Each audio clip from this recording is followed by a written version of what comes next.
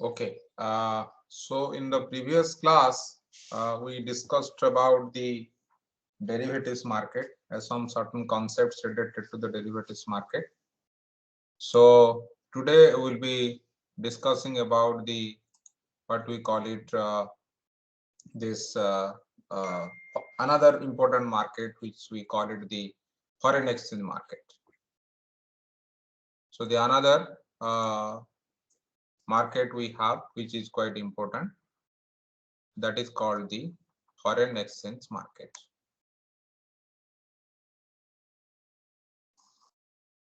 So whenever we talk about the foreign exchange market, the major variables what always we concern about in the context of the foreign exchange market, that is basically your exchange rate.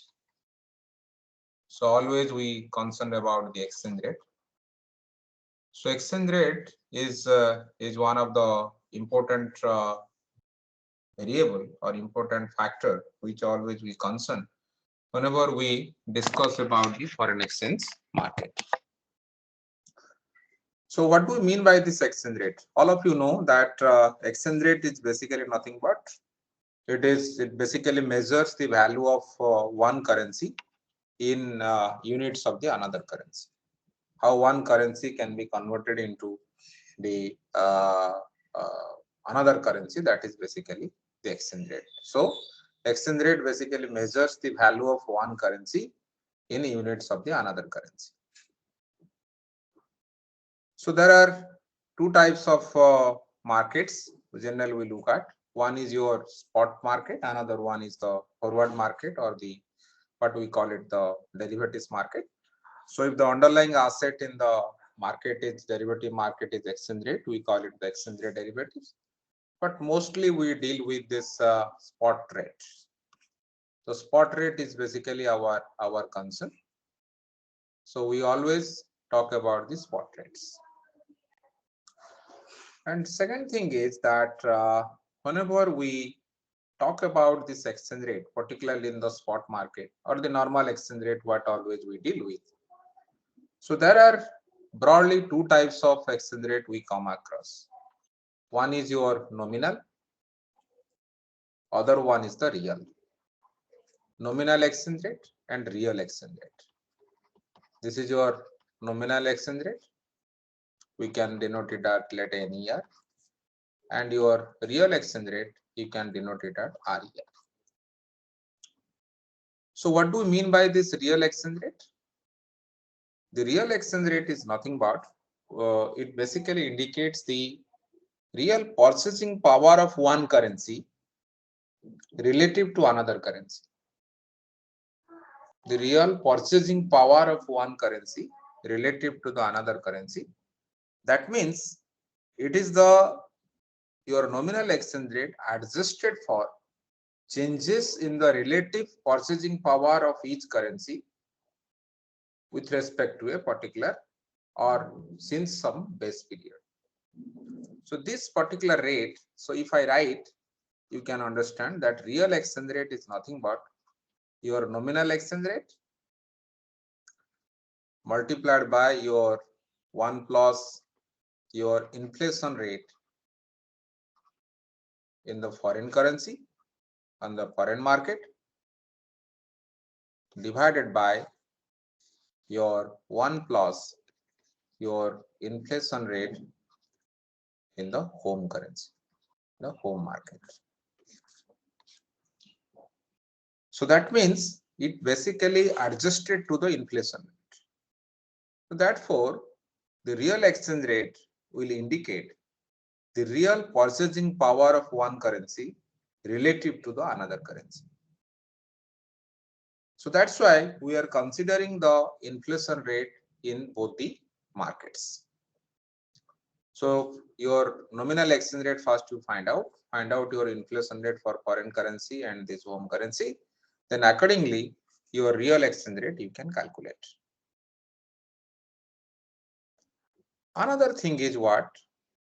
Because we have a kind of system where we trade with multiple countries.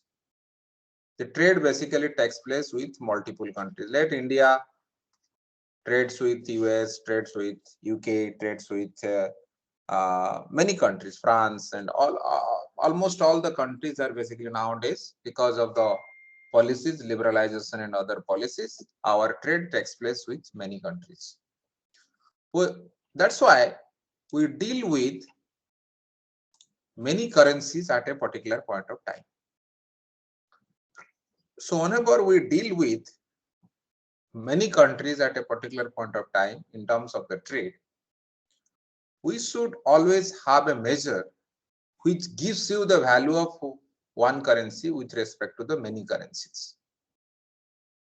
So that's why we have a concept, or we have to develop, or we have to measure a multilateral exchange rate. Multilateral exchange rate. So to obtain or to measure this multilateral exchange rate, generally we have a concept called the nominal effective exchange rate. Nominal effective exchange rate. And also you have the real effective exchange rate. Nominal effective exchange rate and the real effective exchange rate. So what does it mean? If you talk about the nominal effective exchange rate, it is nothing but the weighted average of the bilateral nominal exchange rates of the home currency against the selected foreign currencies. So we calculate the exchange rate between the different currencies and give the weight to that particular exchange rate. Then we can find out your nominal effective exchange rate. And if you want to calculate the real effective exchange rate, it is basically nothing but we generally deflect this nominal exchange rate by the corresponding inflation rate. By corresponding inflation rate, we calculate the real effective exchange rate once we calculate the nominal effective exchange rate. So nominal effective exchange rate is nothing but it is the weighted average of the bilateral nominal exchange rates of the home currency against the different foreign currencies. So let you are talking about, you have considered three countries. Let you have taken US, UK, Japan, three countries you have taken. So we calculate the exchange rate between US dollar and Indian rupee. Then it is between the UK pound versus Indian rupee. Then Japanese yen versus Indian rupee. Then we give the weight to the different currencies. And once these weights are given, then this weight multiplied by this exchange rate with US, and this is multiplied by exchange rate with UK. This is multiplied with exchange rate with Japan. Then we add these three. Then finally your nominal effective exchange rate can be calculated. So how the weights are given? The major concern is how the weights are given. So whenever we go for the weights are basically given on the basis of the trade.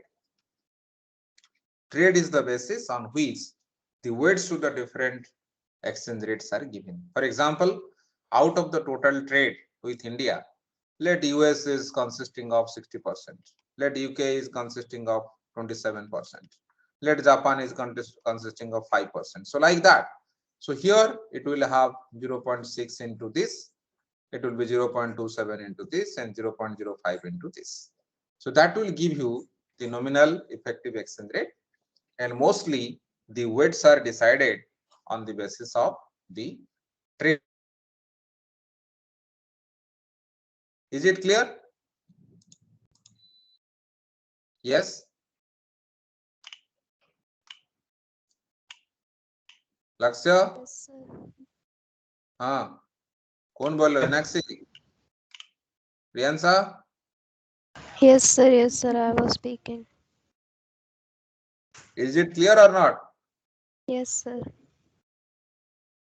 Okay.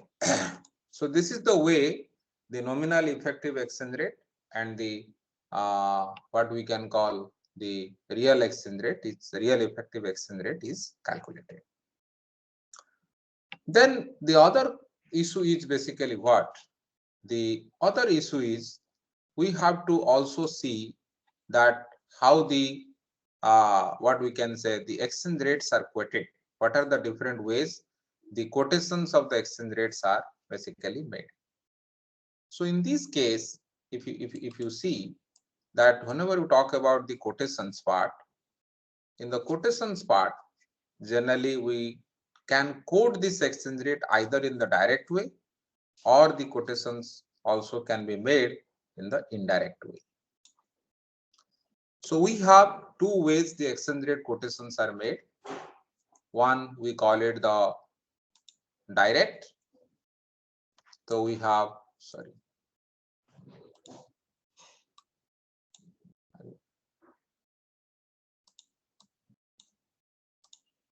So we have the direct versus indirect exchange rate quotations. So there is generally a practice of giving either number of home currency units, says rupees per unit of the foreign currency. For example, for $1, how much is the rupee? Or number of units of foreign currency, let for dollar, let a dollar per unit of the home currency, say rupee. Okay. So either you are converting, you are saying that this $1 is equal to let 70 rupees, or you can say that 1 rupee is equal to 1 by $70.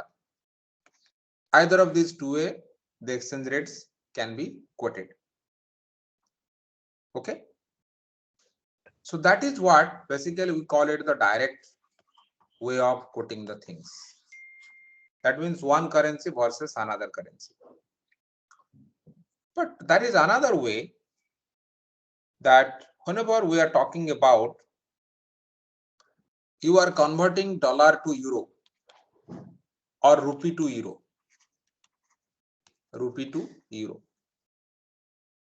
So sometimes what happens that instead of converting from rupee to euro, you can first let euro is not available, then we can convert from rupee to dollar, then from dollar to euro, rupee to dollar and dollar to euro. So that time we are basically converting these things or quoting these things in the indirect way.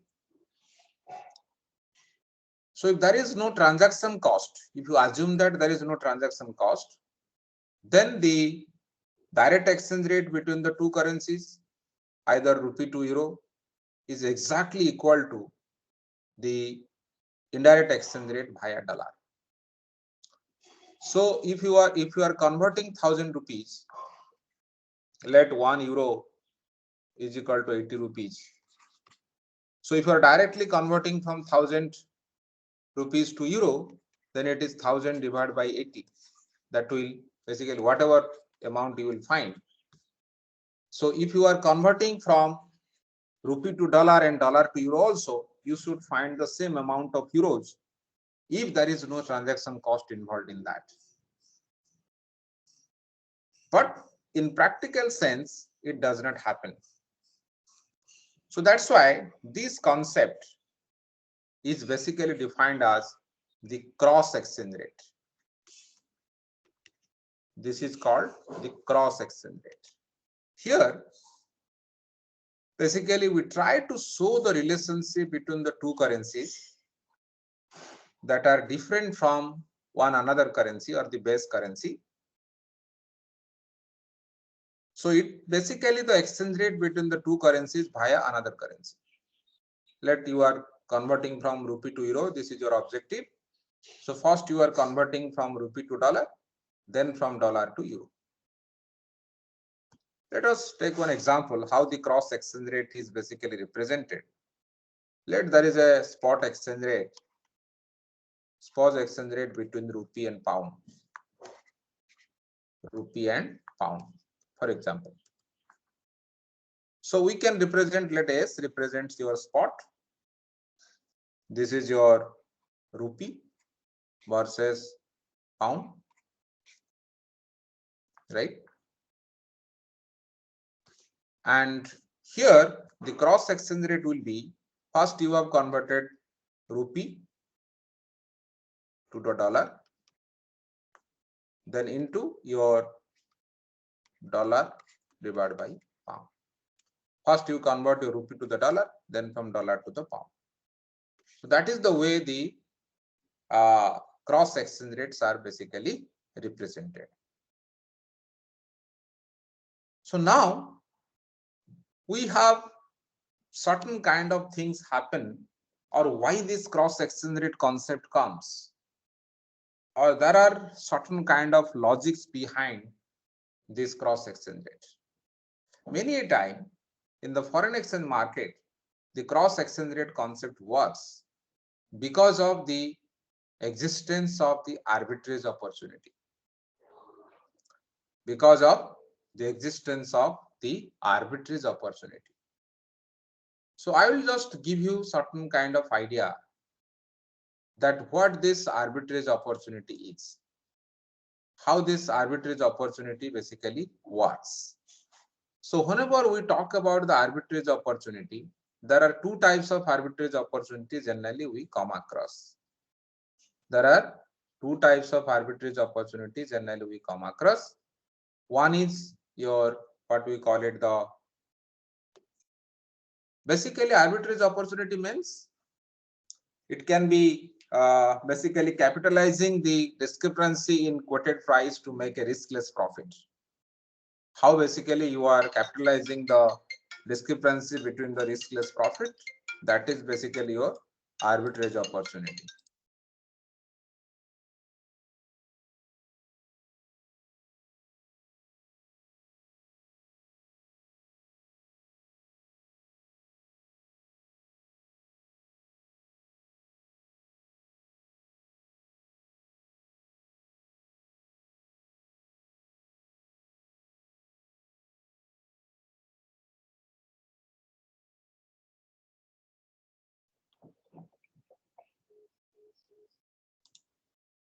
Okay.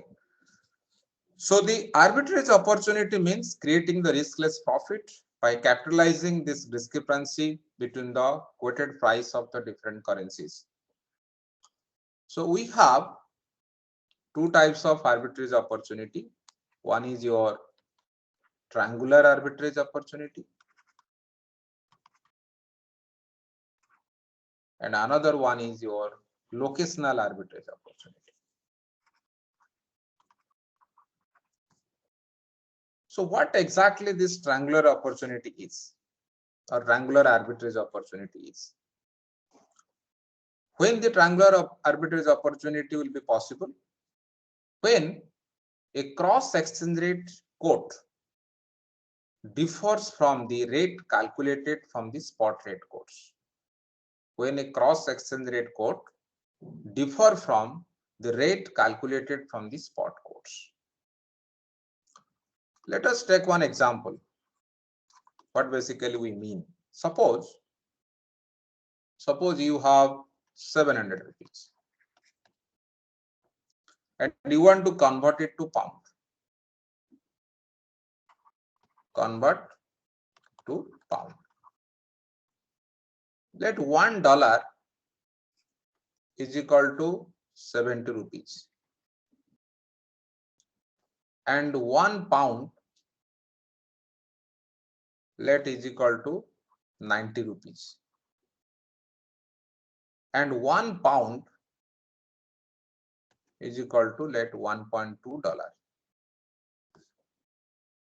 right? $1.2. Then whenever you are directly quoting this or directly converting this rupee to the pound, rupee to pound, then we get 700 divided by 90, that will be 7.77. But if you are going by an indirect way, then what we are doing?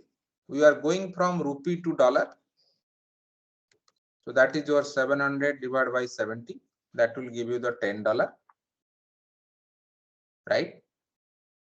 Then you are going from dollar to pound. That will give you your $10 divided by 1.2. That will give you 8.33 pound.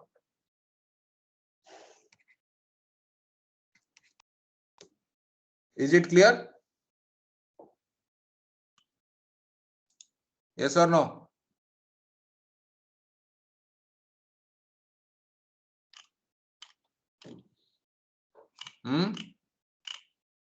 Ravi? Yes,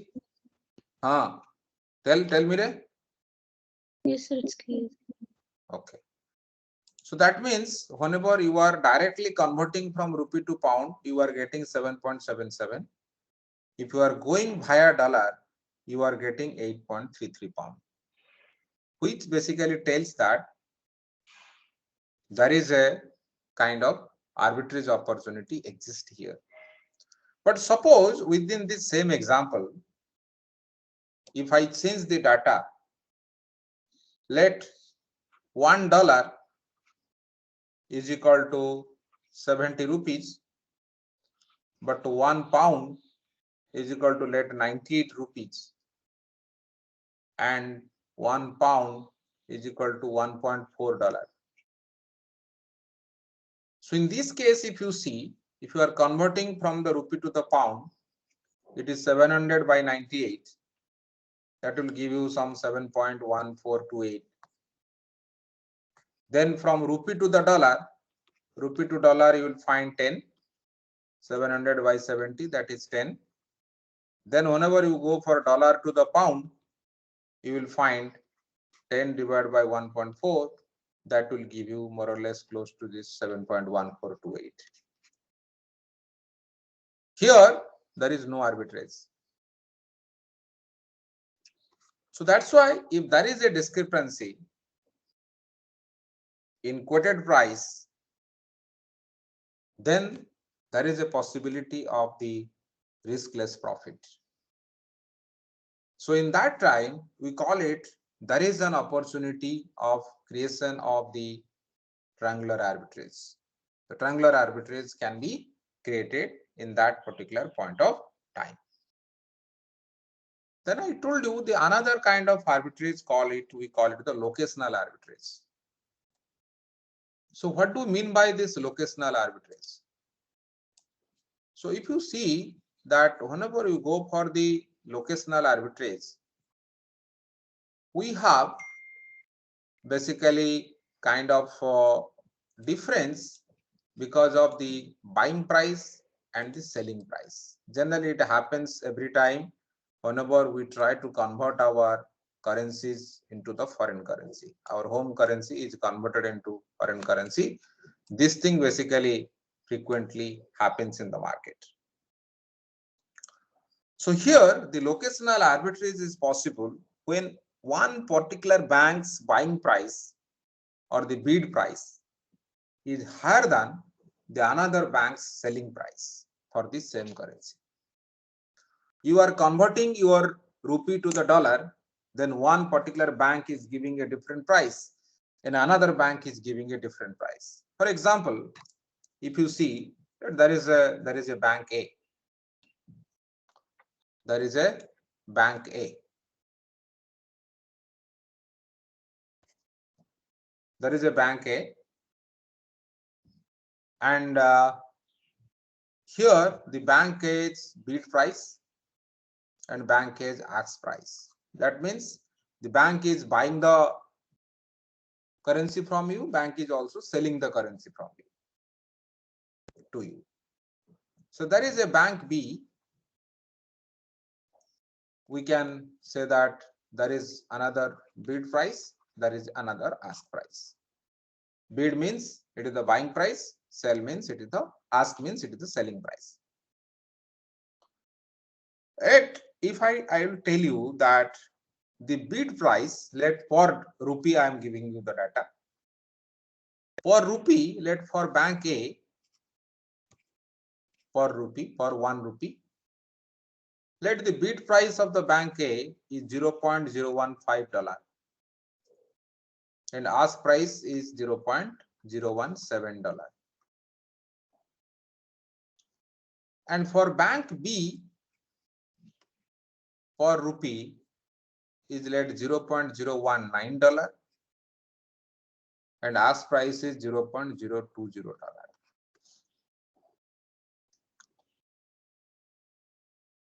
So then how you can create the arbitrage profit? Anybody can tell me? As an investor, how you can create this arbitrage profit? Yes?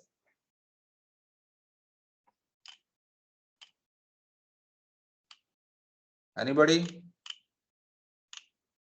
Buy from bank A, sell on bank B. Again tell Ray. Buy from Bank A and sell on B.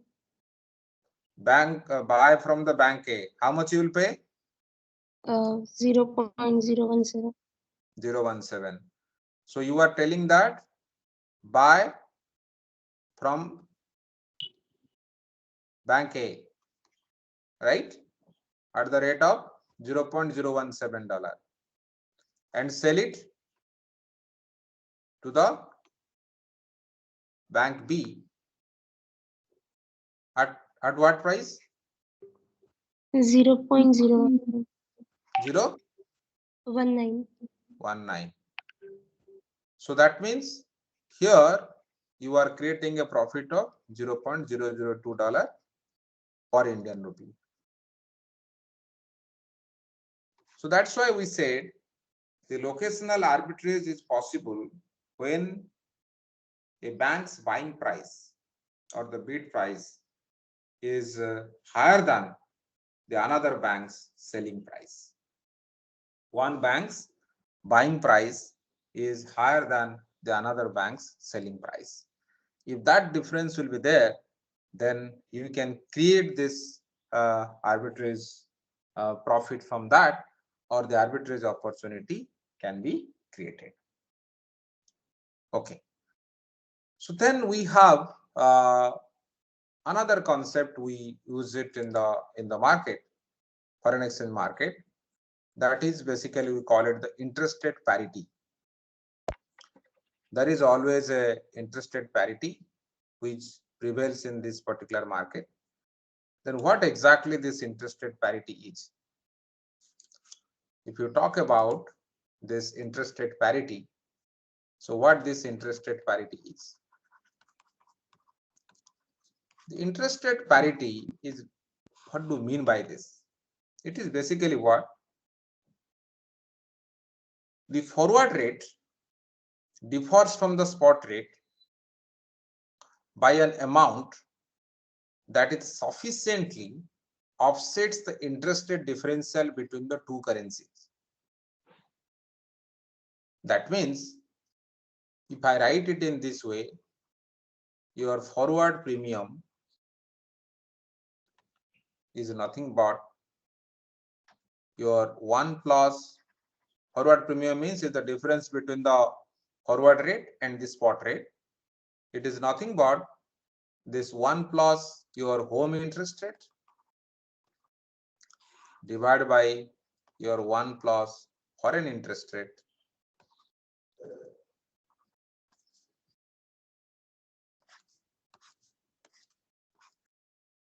minus 1. So that means your forward premium is what? Forward premium is nothing but your F minus S divided by S. It is the forward rate, it is the spot rate. The change in the forward rate with respect to the spot rate. That rate is nothing but your 1 plus IH divided by your 1 plus IF minus 1. Okay. So here the forward premium is the forward rate in the home currency. F is the basically the forward rate in the home currency, and S is the spot rate in the home currency. This is your home interest rate. This is basically your foreign interest rate. But generally, in an approximation way, approximated form, we always say that your FP is more or less equivalent to your IH minus IF. So this one basically we are using it at a approximated formula. The interest rate differential is basically between the two currencies, makes the kind of compensation because of the difference between the forward rate and the spot rate. Okay, so this is basically the another concept you can keep in the mind. Then we can move towards the another issues which is always we observe in the foreign exchange market, that is called the exchange rate movement. The exchange rate movement. The exchange rate movement. So all of you know that when a currency decline its value, we say that it has depreciated. When it is increased its value, we call it has appreciated. So therefore, the percentage change in the value of a foreign currency, if you want to calculate. So always we say that previously that at the time T, what was the spot price, and last year what was the price, or last day what was the price, divided by ST minus 1. So this S represents the spot rate. So if the percentage change, if it is positive, so positive percentage change represents the appreciation of the foreign currency, and a negative percentage change basically tells you the depreciation of the particular currency. So if your Indian rupee per dollar was 70 today and yesterday it was 68, then obviously it has depreciated or appreciated.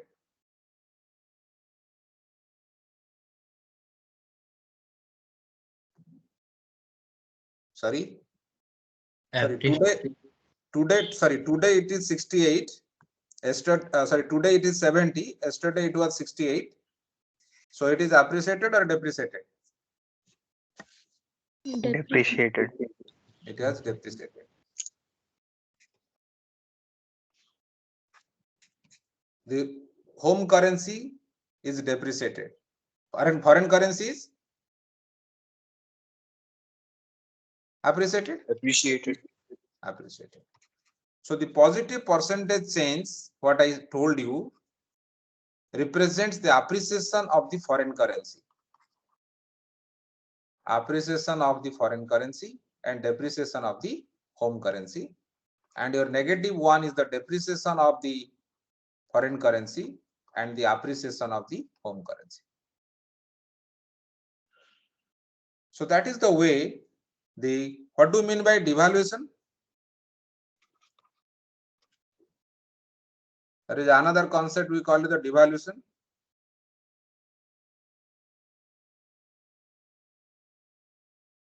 Yes.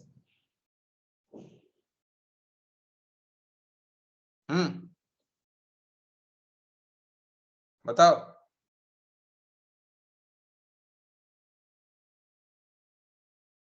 Yes.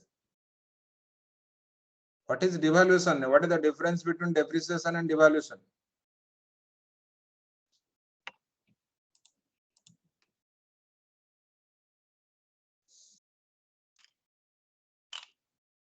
कौन बोलेगा? Anybody?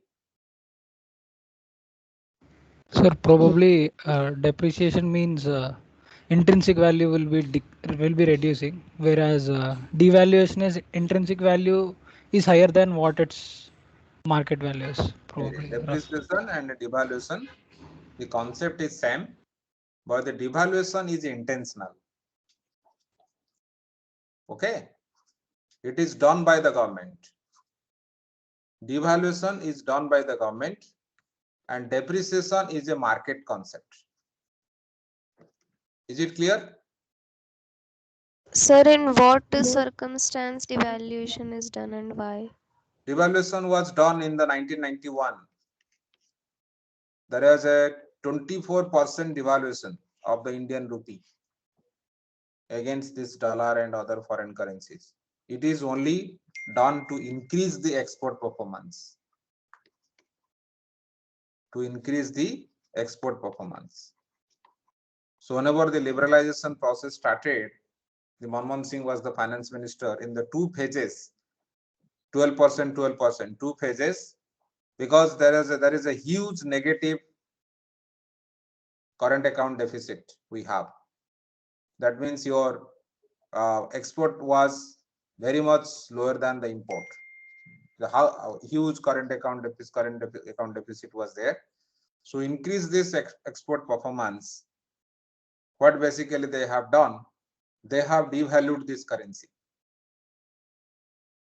So devaluation will have a impact on the export.